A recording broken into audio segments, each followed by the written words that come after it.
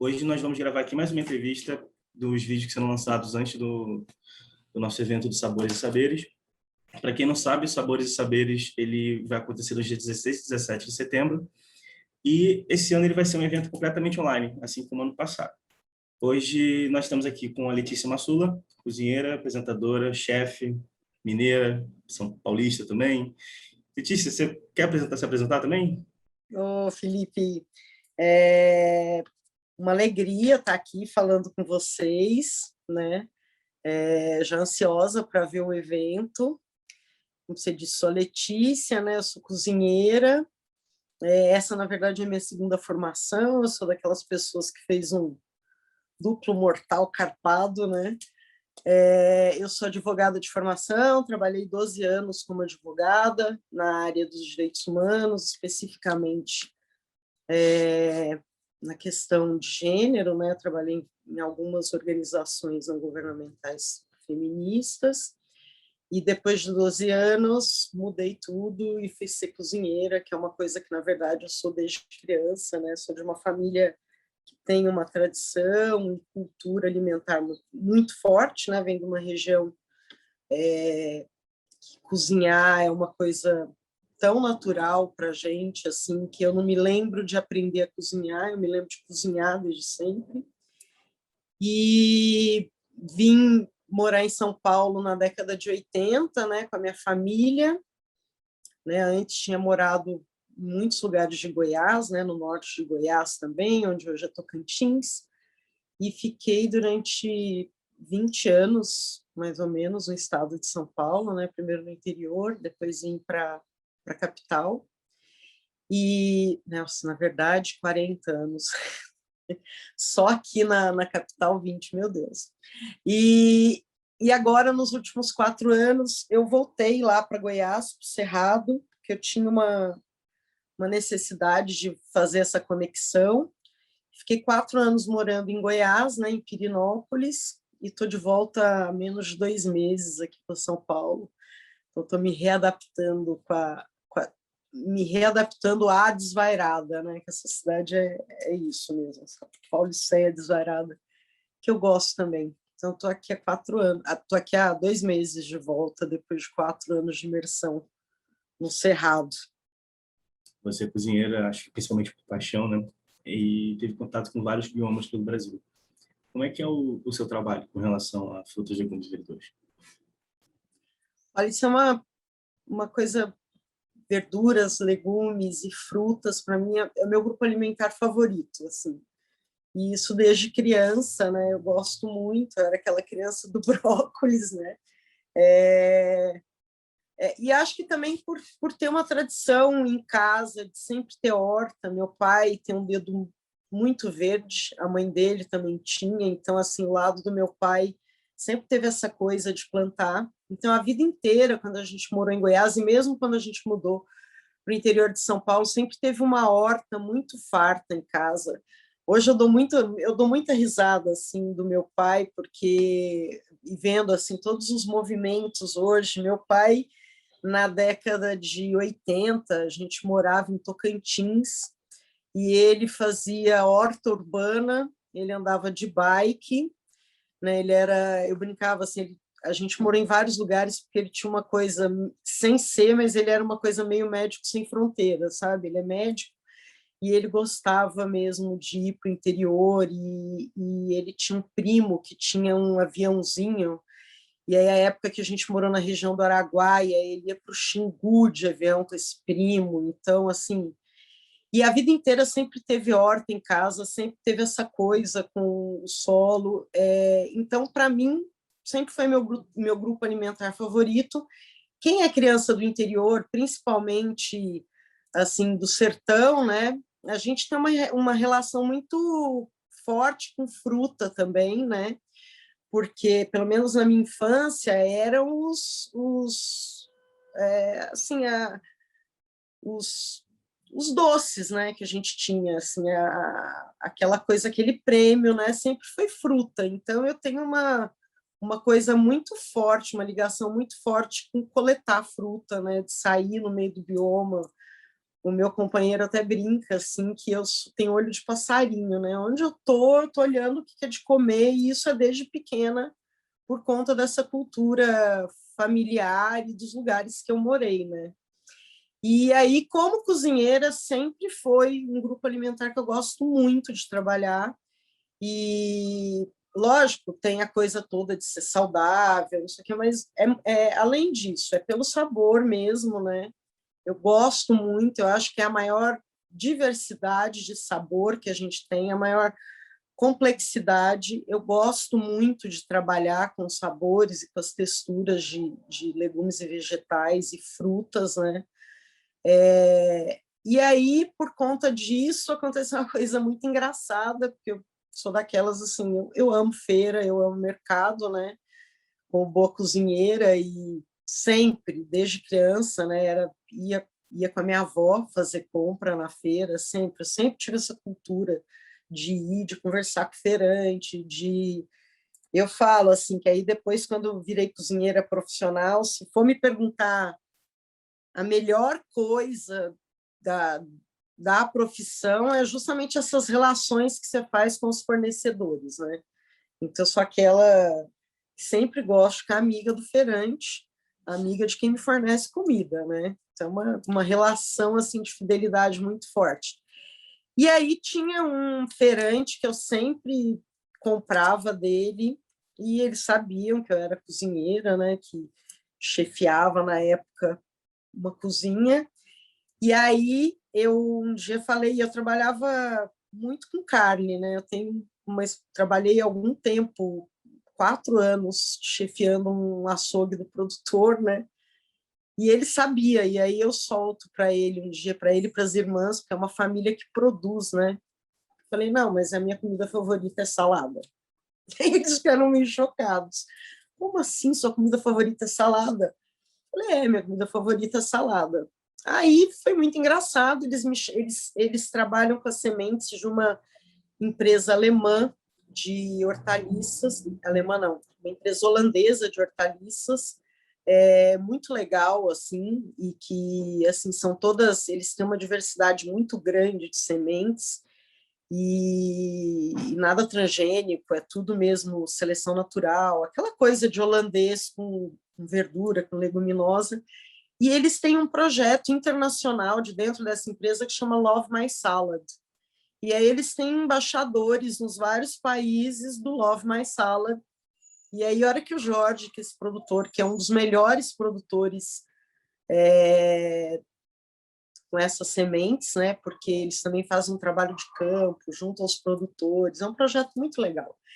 E aí o Jorge é o melhor produtor, é um dos melhores produtores deles no Brasil. Aí a hora que o Jorge me ouviu falando que a minha comida favorita era salada, ele conversou com o pessoal da empresa e eu acabei virando a embaixadora do Love My Salad no Brasil, o que para mim sempre foi uma alegria, porque assim, eles fazem, então acontecem eventos de servir salada de graça para as pessoas em lugares públicos para estimular o consumo de salada, de legumes. E aí, assim, com as verduras deles, né? É maravilhoso, né? E aí eu comecei a fazer e foi uma coisa muito divertida, porque eu acabei casando com outro trabalho, porque eu sou muito estética, né? Eu gosto muito, então também acabei indo estudar estilismo culinário, acabei me formando nisso, porque eu acho legal, comida bonita. E para além disso, eu gosto mesmo de trabalhar a comida como se fosse uma pintura, eu gosto de desenhando com comida. E aí, quando eles me chamaram para o Love My Salad, na hora me acendeu uma coisa na cabeça de juntar duas coisas que eu acho muito legais, né? Primeiro, isso de ir pintando com a comida, né? Fazendo uma coisa que vira um desenho mesmo. E também eu acho muito bacana aquelas coisas, quando faz sabe aquelas festas populares, tem aquela mesa com aquele bolo gigante, ou com aquele monte de comida que todo mundo invade, pega. A hora que eles falaram de salada para distribuir, veio aquilo na minha cabeça. Então, eu comecei a fazer saladas em grandes bancadas, né? Então, envolvia essas bancadas em filme plástico, né? Para impermeabilizar, para ficar limpo, né? E aí montava aquela salada ali em cima, e aí ficava parecendo assim, jardins de salada, né? E aí eu sei que eu tenho feito isso há mais de, agora eu estou até fazendo a conta, já faz uns 7, 8 anos que eu faço isso com o pessoal do Love My Salad, e é uma coisa muito legal. E também por trabalhar sempre próximo a eles, eu fui cada vez mais aprofundando mesmo. A minha comida foi cada vez mais buscando a coisa do vegetal, estudando mesmo textura, estudando os vários usos, é, a coisa de não desperdiçar nada, que eu gosto. E eles sempre estão me instigando, né? Então, no meio da pandemia, eles me deram melão. Letícia, olha, eu quero que você trabalhe melão. Aí me mandaram 2 caixas de melão para minha casa. Cara, eu fiz tudo que podia de melão. Eu fiz picles da casca, eu fiz relish, da casca eu fiz picles, relish, fiz kimchi, né? Só assim, fiz o picles também fermentado e o picles sem ser fermentado. Aí fiz um leite da semente do melão, desse leite fiz uma panacota, fui indo assim, aí fiz um vinagrete do próprio melão picadinho, salgado, porque eu gosto muito de colocar fruta na comida, mesmo porque, né, um monte de coisa que a gente chama de legume, na verdade é fruta, né? O próprio tomate, né, a berinjela, o jiló, é tudo fruta. Então eu gosto muito de acrescentar, assim, além de usar essas que, né, que a gente trata como legume, eu gosto de usar também as que a gente trata como frutas na salada. Então é isso, eu tenho uma relação muito forte com salada, sabe, que vem desde a infância. Eu tenho até uma foto que é muito engraçada e é o meu modo de consumir, né? Eu como de bacia, né? Então eu tenho uma foto, eu pequena, a gente morava no Tocantins, tinha acabado de chegar da praia, tá uma baciona de salada do lado, eu com um pratão, mandando ver, assim, sabe? E sempre foi assim, né? Era muito acostumado. Meu pai, ele ia na horta todo fim de tarde, ele chegava do hospital, aí ele ia molhar a horta, aí ele vinha com uma bacia, ele colocava essa bacia na mesa, fazia um pratinho de molhinho de salada, e ali a gente começava a refeição pegando passando e comendo, e aí, assim, os vários sabores, né? Então, é isso, é a minha paixão mesmo, é o meu grupo alimentar favorito. Você mencionou o pessoal do Love My Salad, que agora durante a pandemia eles mandavam coisas, mandam coisas para você. Letícia, cria alguma coisa. Isso já acontecia antes da pandemia? Isso começou agora? A pandemia, ela de fato impactou alguma coisa assim para você? Se sim, qual foi a solução que você tomou para conseguir reverter isso? Eu olho por 2 lados, né? Eu, pessoalmente, como cozinheira e como privilegiada, né, da classe privilegiada, impactou muito. As pessoas se deram conta da necessidade de cozinhar, principalmente lá no começo, né? Agora acho que está todo mundo tão cansado que eu acho que até isso deu uma mudada. Mas também a gente não pode tirar de vista. Essa semana mesmo estava fazendo uma consultoria e estava falando sobre isso, que se segue, né? A gente já está vivendo e se segue uma crise econômica muito forte. Então, assim, o que num primeiro momento estava todo mundo confinado dentro de casa, então todo mundo percebeu essa necessidade de cozinhar, isso foi muito claro. Eu até mobilizei todas as minhas redes sociais para tentar ajudar as pessoas. Eu publiquei muito nesse primeiro ano de pandemia e assim, sempre com um cuidado, nem sempre eram as receitas que eu publicaria normalmente. Às vezes as minhas receitas elas são um pouquinho mais complicadas, né? Assim, até o meu perfil de público no meu blog eu percebo, é muito de gente que já cozinha, né? Então, mas aí por conta da pandemia eu fui para as redes sociais mesmo e facilitei. Então, eu tentei facilitar ao máximo, eu tentei trabalhar ao máximo com aproveitamento, eu tentei também trabalhar muito assim com listas de ingredientes. Então, o que era legal você ter em casa, como armazenar, o que perece, o que não perece, para as pessoas também não exagerarem nas compras, né? Fazerem isso com bastante lógica, né? Então, emprestei um pouco desse conhecimento de administração de cozinha, publiquei bastante, publiquei muita receita de panificação, as pessoas estavam muito querendo fazer pão, fazer biscoito, fazer bolo, né? E é engraçado porque eu já vinha, na verdade, eu estava morando já há quase 3 anos em Pirinópolis, e eu já vinha de um certo momento, eu estava vivendo a minha própria pandemia, né? Porque eu tinha ido lá para o interior, eu estava vivendo uma outra situação de vida, né? Depois dessa loucura de São Paulo.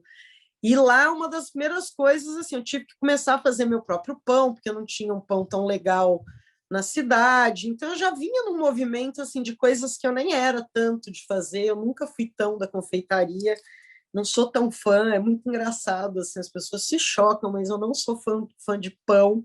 Eu faço mais porque o meu companheiro, meu marido ama, então faço para ele, né?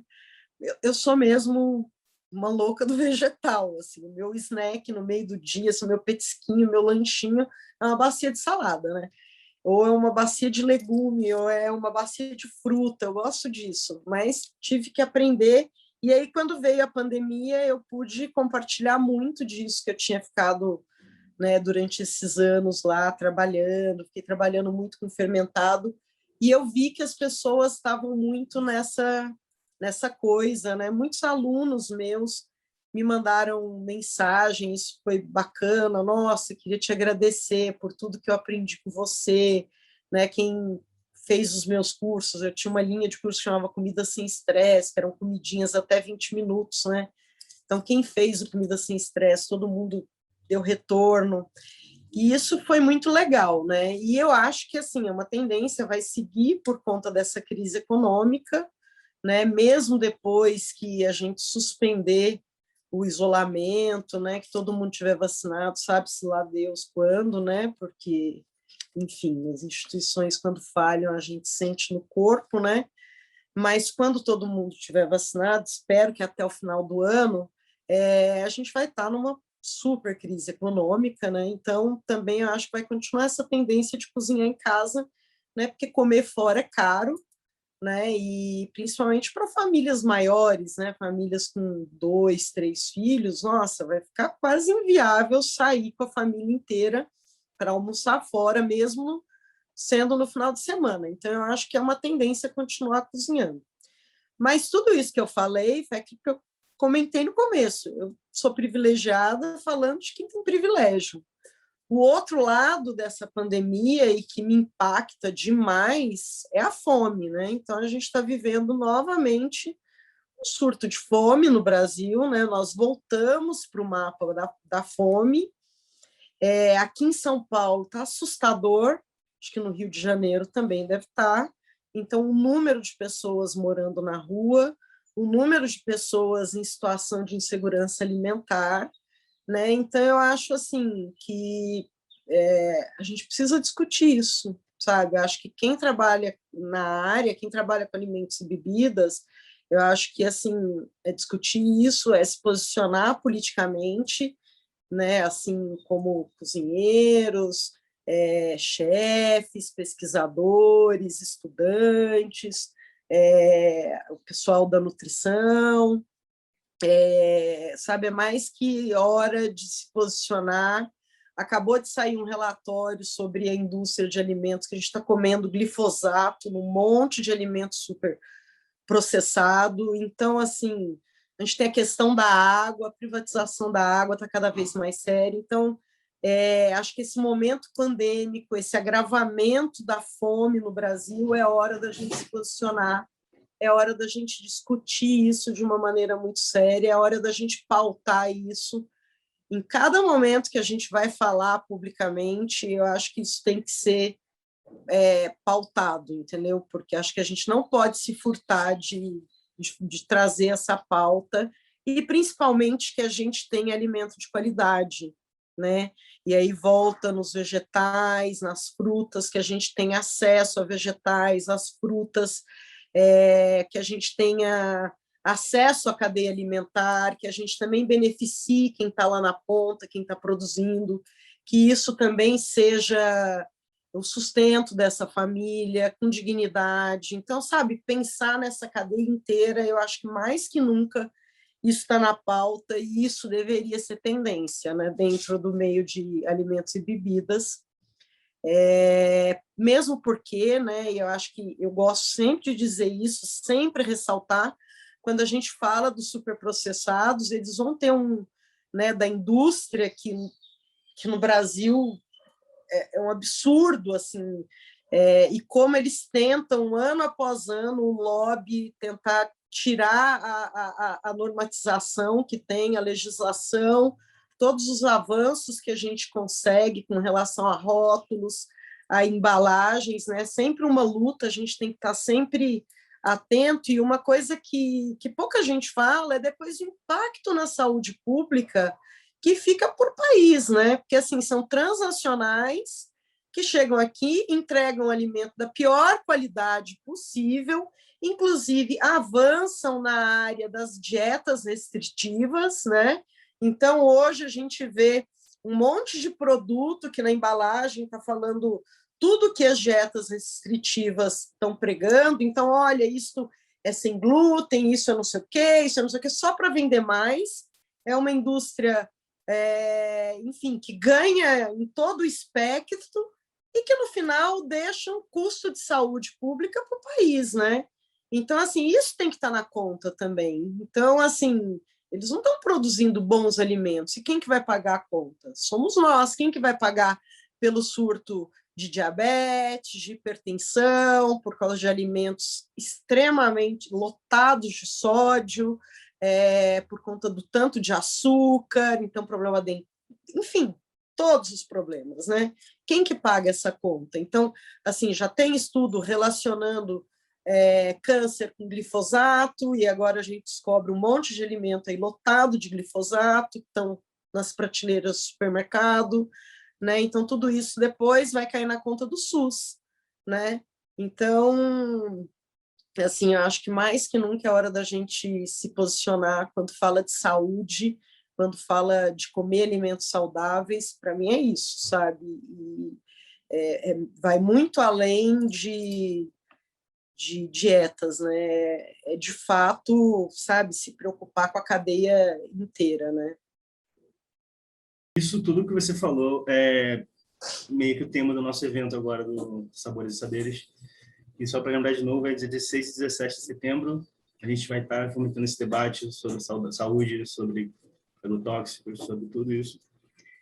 E, Letícia, eu quero agradecer muito mesmo por você ter aceitado participar aqui com a gente desse vídeo. Eu sou fã, tipo, eu já falei isso com você, eu sou fã de você há por muito tempo mesmo. Eu nunca via na televisão, caramba, eu adoro essa mulher, eu quero ser cozinheiro também.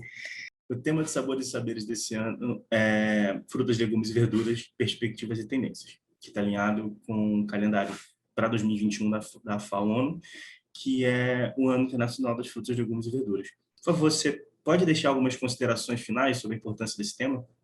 Não, eu penso que um evento como esse, né, o Sabores e Saberes, assim, de ver a universidade discutindo essa pauta da alimentação, quando a gente fala de alimentação saudável, é isso, ela extrapola o simples alimento saudável ou não, enfim, ela tem ramificações econômicas, sociais, políticas, né?